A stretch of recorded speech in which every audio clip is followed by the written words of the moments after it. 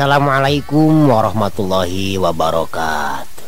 Bismillah, alhamdulillah, dulur barani patepang deui dina acara anu maneuh eta dongeng Sunda nu disiarkeun saban dinten ku radio siaran pendidikan barani Radio Bandung nu dipigandrung. Dongeng Sunda ieu nu digarap ku simkuring pun Ius teh tanapi Kang Ius carita anu digarap teh nyaeta Gumilar Yasana Sukandar. Dulu bar sedayana supados teh nyangkolong kana awak atau satu cenahnya Kang Sanjay Damai, Kang Jajang Juanda, alah Kang Okang Supri tah, Kang Ibrahim nuhun. Sadayana wae digumgeun nya sok mangga Bu Nur, Mama Erna, gara tatan-tatan omagina manco dina radiona sewang-sewangan atanapi dina YouTube. Ku kituna sok kaparayun sadayana derah.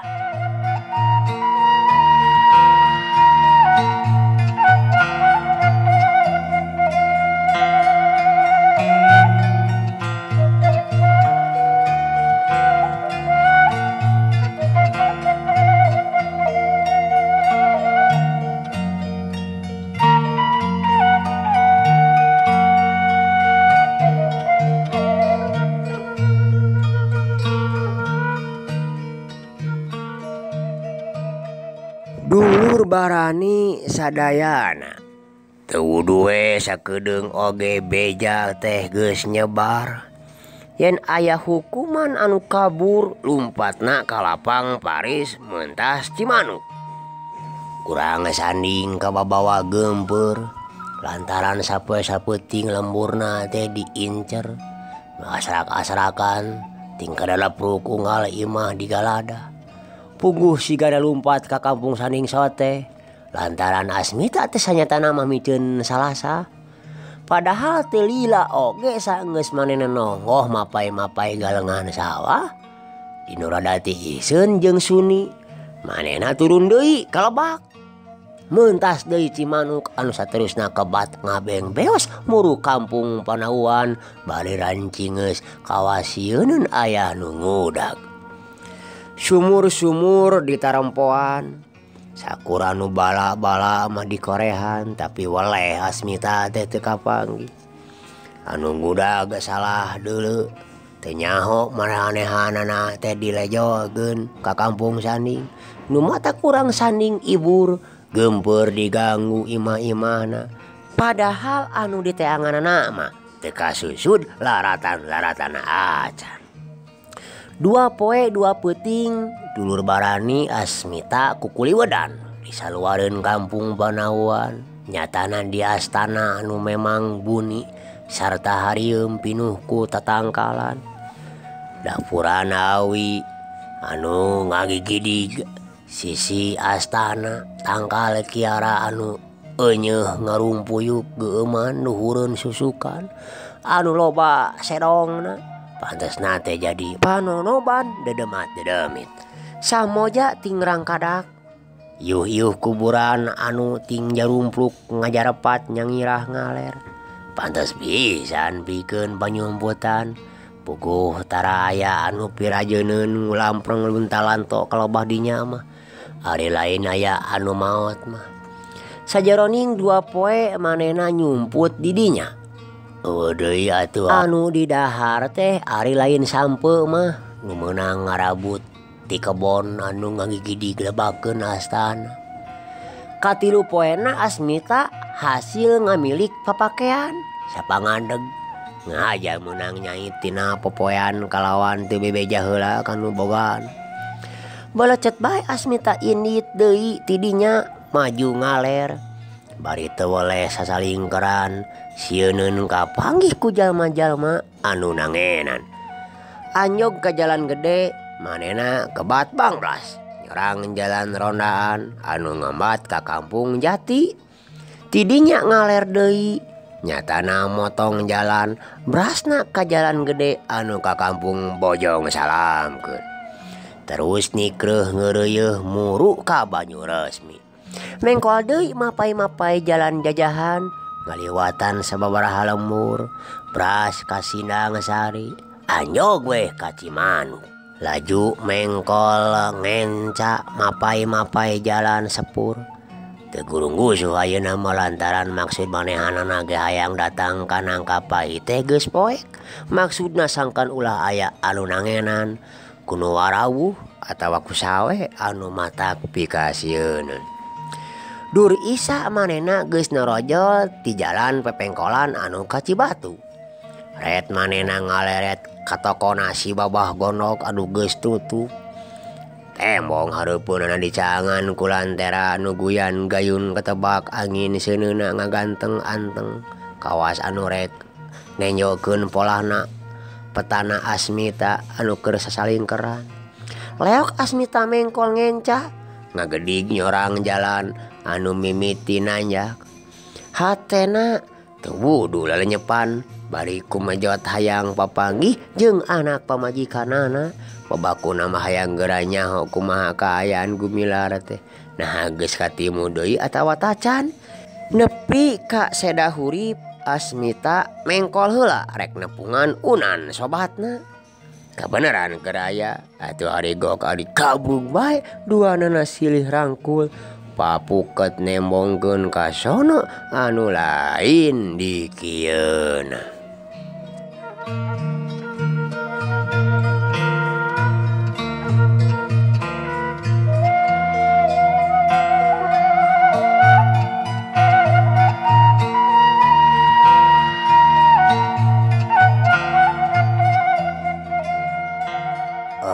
Unan, akang teh sanyana mah kaburnan. Ceuk Asmita bari ngaleret ka Nyimas Ikoh pamajikanana Unan.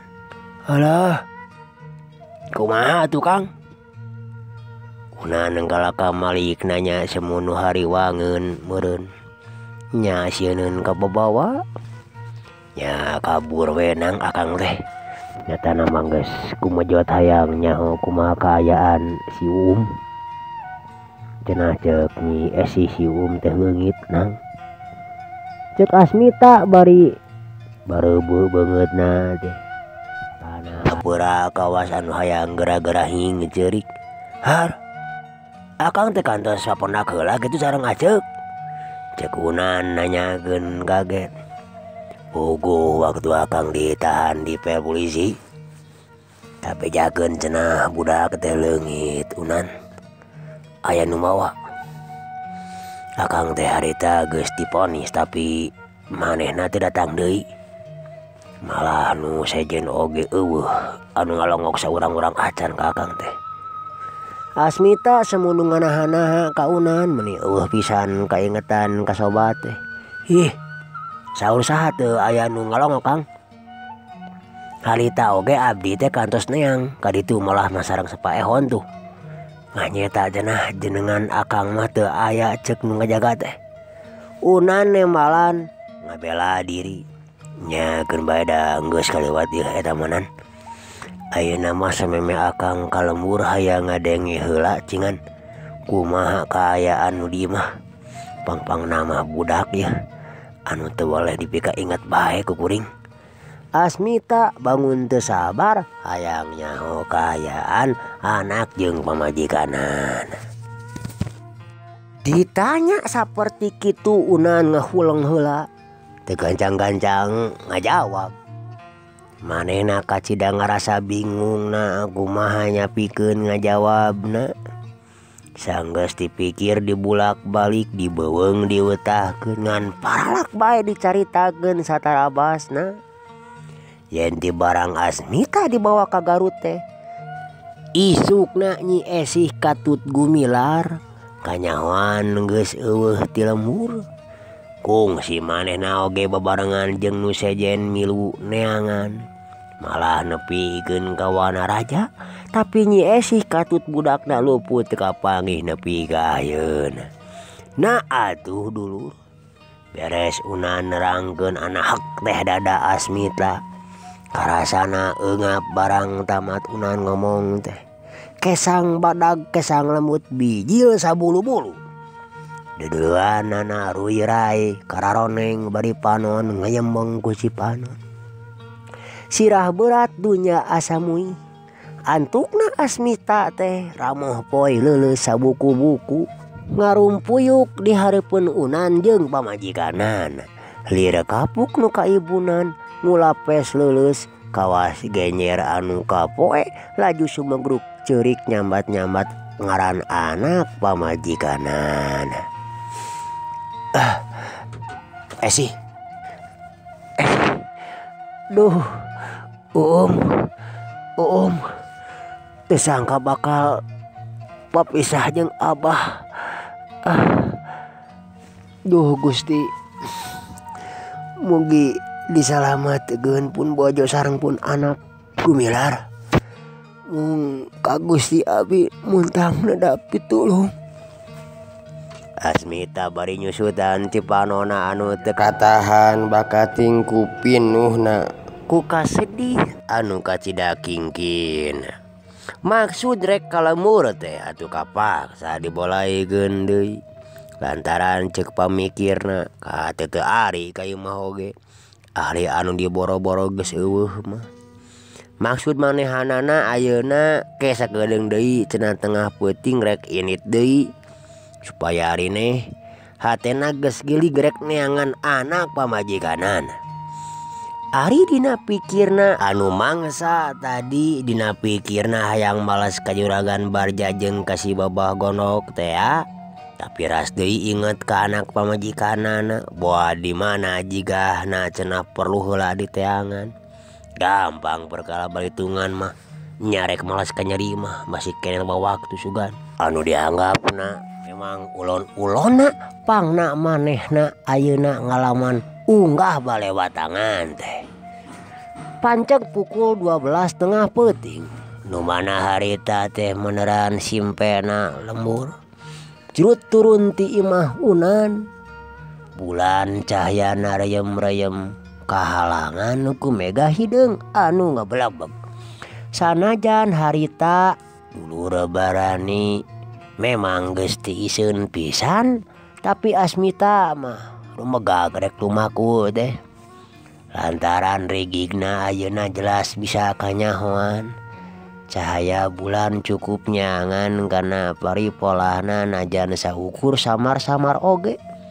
Waktu manehna arek cek pisan ningcak jalan rondaan anu rada suni sajolna ti kebon awi anu harieum ngadadak ngarengkog sarta ngelok deui ka tukang. Kulantaran mireungeuh ti ulah kencaeunana nya ditongoh aya anu ngajolad nyatana jelema anu keur mudun bangun rusuh. Atuh kuliwed we Asmita teh nguliwed kana tangkal suren sisi jalan. Hayang nyaho meureun hayang sidik saha-sahana. Mang Dekong nu harita kakara turun ti padepokanana ngahaja susulumunan peuting-peuting. Maksudna nyatana rek katanyung ngepura rek nempo anak incuna. Harita teh Nyi Asmi tacan dikawinkeun ka kiparata. Atuh Mang Dekong oge tacan bener-bener babalik pikir. Keur jongjon we nuru getug mudun. Panona seukeut ka hareup merong ka jalaneun nu bakal disorak. Gidigna dangongna estuning teuneng ludeung bangun utara ngambeu kasieun sanajan umurna geus cuet ka hareup tapi tetep cangker rancing pisan. Anu matak wani lumaku lain wayah oge kulantaran manehna mah jelema anu leber ku wawanen. Hirup baeu paehos teh sanyana dur.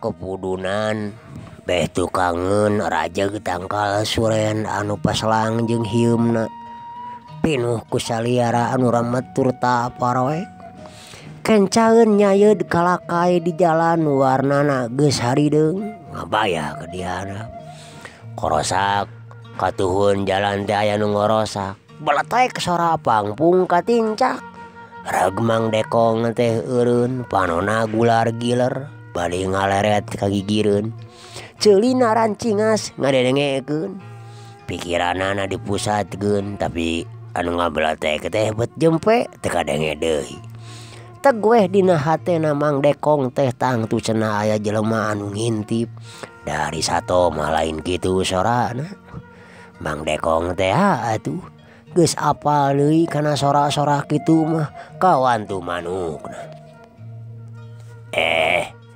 Lamun bener lagi euy. Teu hade euy intip-intipan. Baeu nying hareup sekeseler Tanjung Pura mah cadu mundur haram ngajat. Nying hareupan musuh. Mang Dekong nyarita ditujukeun ka nu ngorosak. Geus teug dina hatena pasti nu ngintip teh usung esangna juragan Lurah Bareja. Lantaran ti heula kungsi gagal teh waktu rek ngarubuhkeun Nyi Asmi di pakalangan. Geus sidik anu ngorosak teh teu daekeun nembongan jirimna. Kidik deui atuh Mang Dekong teh nuluykeun lengkahna. Jalan rada mayat ayeuna mah henteu mudun teuing. Beletak deui sadaya pangpung katincak teu dedengekeun eueuh deui tuluйna atuh Mang Dekong teh terus laju tapi bari caringcing panggeuh kancing iatna taki-taki bisi aya anu ngabongohan sedengkeun di langit harita teh mega hideung pating jarumpluk mindingan jirimna bulan anu katempona jauh pisan kawas-kawas arek turun hujan seahna geus mimiti nganelan dulur.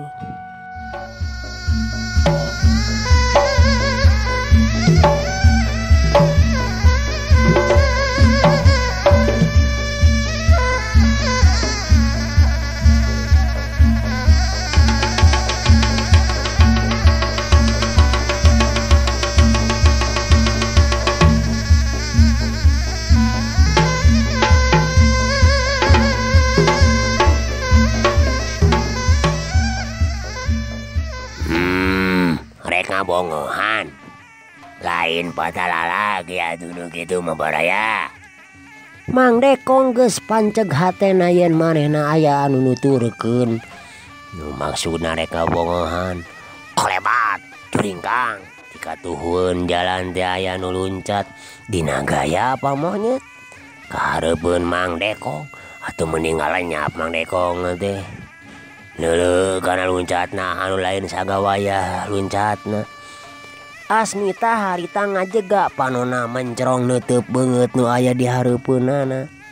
Atuh Mang Dekong dipelong salila-lila kitu deui manehna ge milu melong mencrong. Dah kitu atuh ya lalaki mah kudu wani nembongan.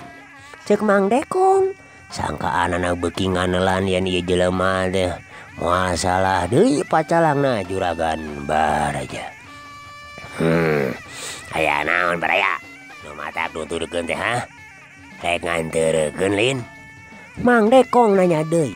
Gilerna leret panon Mang Dekong ka ciri geus taki-taki. Nya, bari hayang nyaho kalakuan Andi kanu ka tukang-tukang. Ceuk Asmita ngahaja mancing maneh.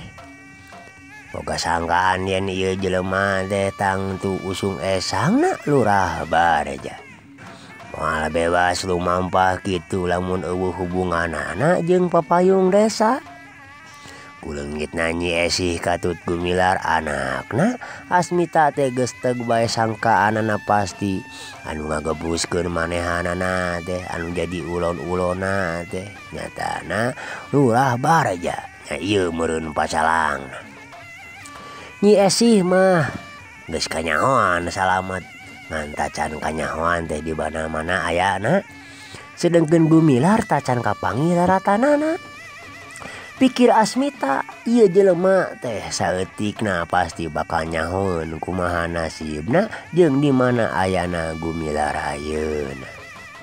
Mang Dekong seuri tebong nyerenge kacaangan cahaya bulan nu reyem-reyem. Geus stop we dina hatena teh yen juragan Barja teh meureun ayeuna mah geus nyahoeun anu nulungan awewe teh dina peuting harita nyata yalian ti manehna. Ayeuna meureun ditahan mega teh rek nanyakeun budak. Hahaha, teu kudu ditanyakeun baraya. Geus pada nyaho kapan? Oh, ge anu dipika butuhna teh indung nalin. Mang Dekong ngahehe. Adi budakna. Cek Asmita sangkaanana beuki kuat ieu geuning mangkelukna anu nyulik anakna teh. Ari Nyesi mah teu diganggu gugat mana ti heula biasa bisa ngabejaan oge ka manehna. Budak mah milik kuring atuh ngalibekeun. Bangsat sia. Cek Asmita teu kaampuh deui nafsuna. Ngan sebut weh ngirimkeun panonyokna dina gerakan tipu monyet mancing macan tutul tina singa maung di jero guha. Atuh Mang Dekong memang geus iatna taki-taki. Sakitep ngarobah kuda-kuda bari ngababuk lawan anu maksudna rek ngadukeun kulit pateuas-teuas tulang. Tapi Asmita memang geus ngarti musuhna teh kapancing api-api sieun di teungeul. Jelang luncat bari depok hayang dirontok atawa ditajong lantaran teu wani ngadukeun leungeun mah kudu pateuas-teuas. Aduh meh leungeun Mang Dekong katempona sakitu babaling binganana. Atuh Mang Dekong oge awas manehna ngarego neuleuh musuhna depok teh. Sakilat ngirimkeun tajong sapu jagat anu ngahiuk ngabangbaraan. Orokaya bareng jeung datangna suku jebrag Mang Dekong, atuh Asmita oge sakilat njabat bitisna lawan. Mang Dekong ngaranjuk. Suku ditarik deui merengkel bari jingkrak dina gerakan hap-hapina. Bari hiuk peureupna dibabuk lalayekeun dek ngabentur. Lep atuh Asmita teh ngarengkog dina gerakan monyet ngemil. Sakiceup oge beuteung Mang Dekong dijamret. Tapi orokaya Mang Dekong oge lain atah-atah pangalamanana. Manehna jingkrak deui bari ngababukeun leungeun ka tuhuna. Ngan teu keuna lantaran Asmita kaburu narik leungeunna. Dulur barani sadayana salamet atuh duanana tacan aya anu kabeunangan itu ieu pada-padaran cingeus kawantu saimbang. Asmita DDP padet ari Mang Dekong jangkung badan. Bener mal dibikeun budak teh. Cek Asmita napasna ngahegak. Sempalekeun heula leungeun kaula.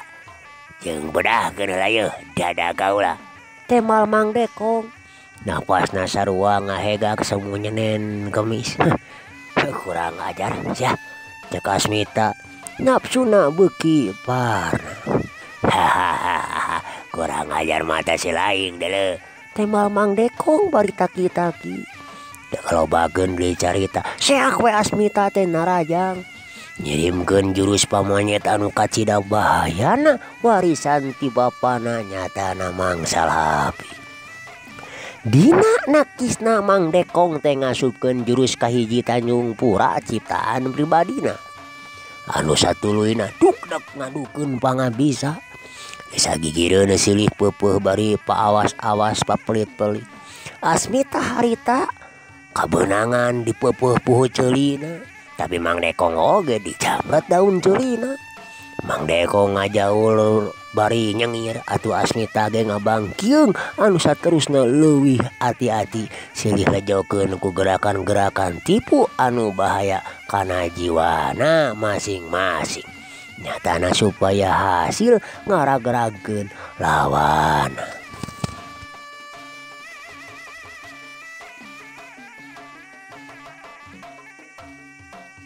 Dulur barani, waktu Asmita ngareuneup dina gerakan pamonyet bari leungeun duanana ngeked hareupeun dada siap rek newak suku Mang Dekong anu ngalayang rek nyabet gado ngadadak suku nu rek ditewak teh leungit. Sabot kitu Asmita ngaranjug lantaran di luhur geus ngahiuk leungeun musuhna anu bebalingbingan teh rek ninggang kana punuk. Paur atuh lain takisaneun. Asmita malegot bari srog maju ka jero bari leungeun ka tuhuna ngapeulesat rek nonyok kana hulu angen. Bareng jeung ngagedugna pereup Asmita anu nyayang kana hulu angen Mang Dekong. Atuh Mang Dekong oge pandeungeulna nyayang kana beung Asmita. Anu antukna Mang Dekong ngoleang ka tukang bari burial buncelik sedengkeun Asmita ngarempeyek beungna asa sempal kalabatan ditinggang ku gada tuh. Sanajan bari seueul nyelek kana hulu angen Mang Dekong maksakeun maneh seselontodan ka lebak lantaran pamikirna diteruskeun oge taya utupanana nya taya untupanana. Atuh Asmita nya kitu keneh manehna maksakeun kana kamalir geus teu malire deui musuhna. Dumeh geus teu kaduga ngalawan lantaran beungna asa potong. Dipaksakeun oge ngalawan cenah pasti dirina bakal bobor karahayuan. Memang Mang Dekong teh hese diragrageunana lantaran ulin Tanjung Pura teh hasil kombinasi Cikalong Buhun jeung ulin Sera. Sedengkeun Asmita ulin pamanyet ti bapana Mang Salapi teh anu kacida geus asakna. Anu mana satingkat tanagana sabobot pangalamanana pada rongga.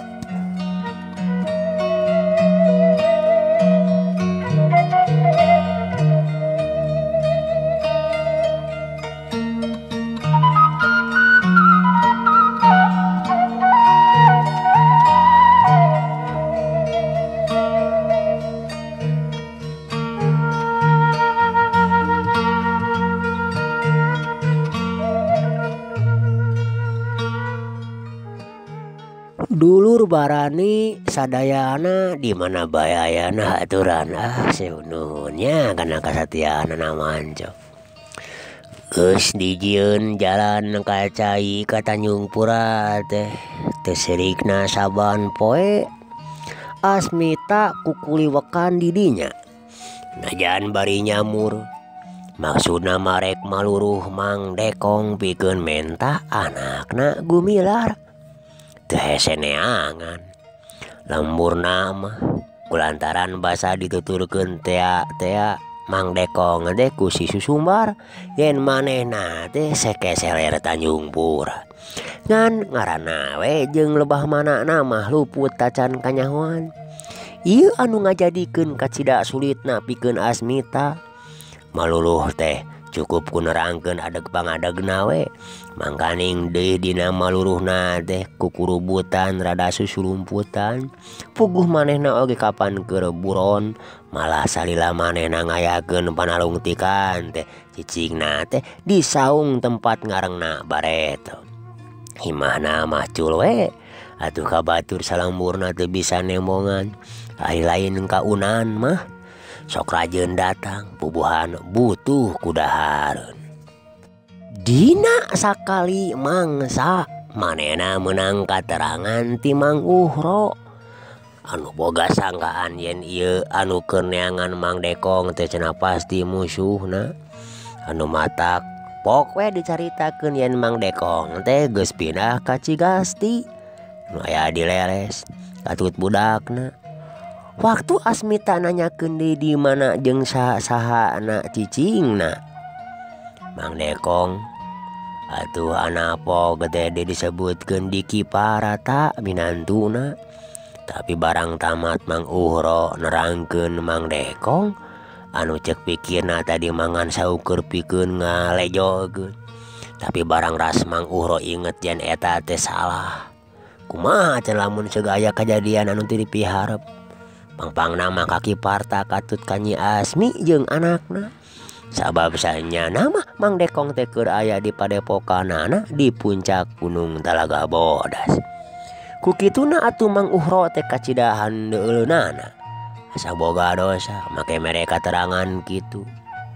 Hatena hayang buru-buru ngebejakeun ka Mang Dekong. Tapi di mana tempat padepokanana? Mang Uro teh teu nyahoun. Menang beja kitu atuh Asmita teh teu panjang mikir deui tina bawaning ku sono kanu jadi anak. Ngan belenyeng wae harita oge init ka Cigasti leres.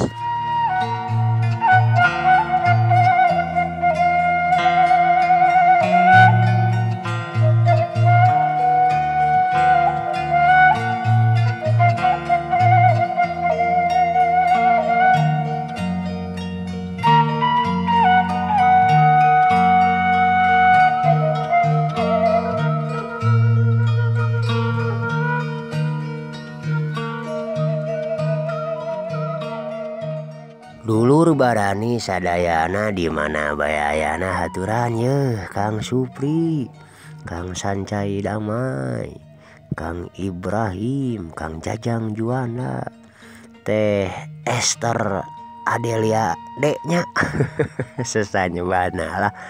Salam baik atau salam kawilujengan Kang Teddy Iswayudi, Kang Rusli, Kang Hasan Jedah tah, Mama Andri Karawang, oge Mama Ginanya aturan kum kadulur bana sadayana sok Satya Manco Kasim Guring. Urang carioseun ayeuna lalampahan Mangsal Hapi dulur. Anu mana sabada joragra imahna juragan Barja teh. Wah ketu Mangsal Hapi Mang Pret dumeh gagal maksudna rek males pati ka juragan Barja teh. Manehna teu tuluy balik ka Cicapar lantaran boga rasa sieun disusul tepus. Sapenting eta manehna ku kuliwedan we di kebon batur. Malah sarena oge di saung nu jauh ka ditu ka dieu atuh.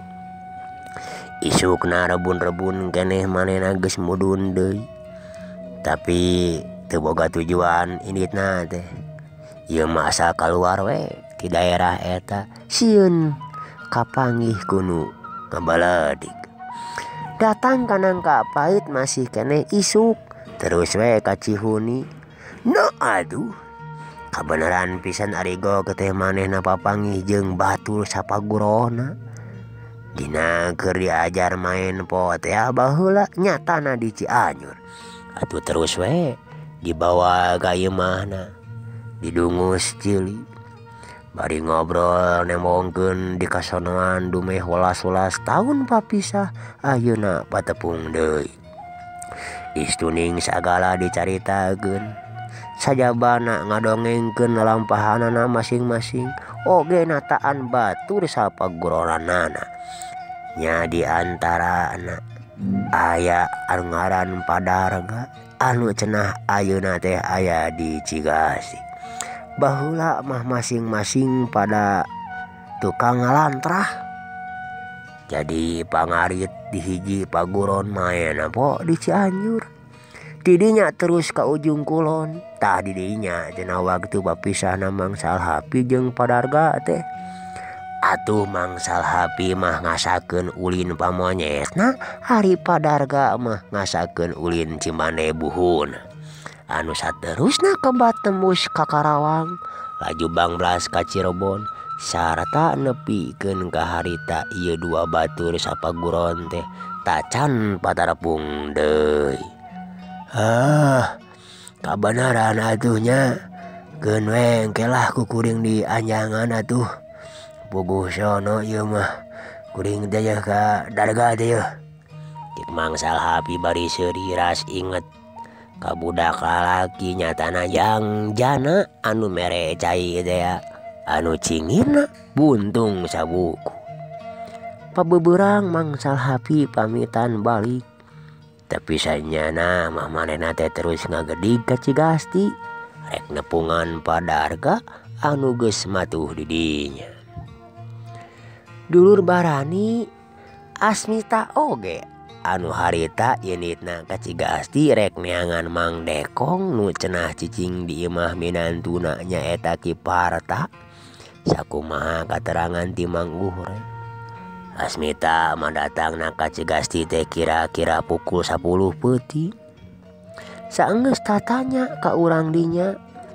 Anu kabeneran geraya di luar. Barang rek pupuntenan ka imahna Ki Parta, kabeneran ka imahna Ki Parta teh kaasupan bangsat. Duaan anu ti sore keneh geus campego ngadago nu boga imah. Sangkan sarare tibra. Dumeh beurangna Ki Parta tas ngajual bako ka Garut. Sababaraha laksa.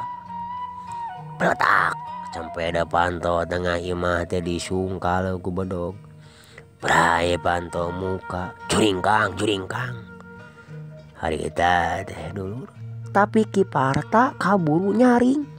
Kituna teh bari ngagorowok. Bangsat. Cenah dulu. Waktu dua bangsat ngejat keluar. Barang diudag Ki Parta bari ngabar bedogna. Kabeneran di lebah panto anu dibuka ku Ki Parta teh geus manco hiji lalaki nu tayalian Asmita nu rewok dulur. Padahal Asmita mareknya mah malah geus calanga pisan rek pupuntenan. Asmita rada ngaregog dumeh bieu kadenge ti jero imah aya anu ngagorowok bangsat-bangsatan. Marukanana manehanana mah manehna meureun bangsatna teh, tapi ari rek mundur deui kaburu kapargo ku Ki Parta.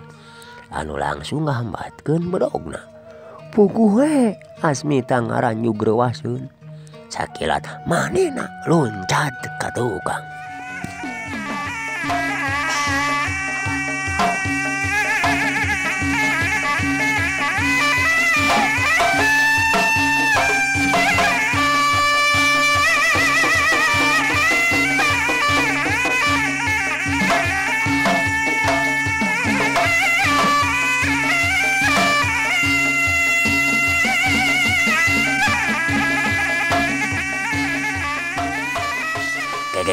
Lain guring mah lain basat lain. Lain basat guring mah lain.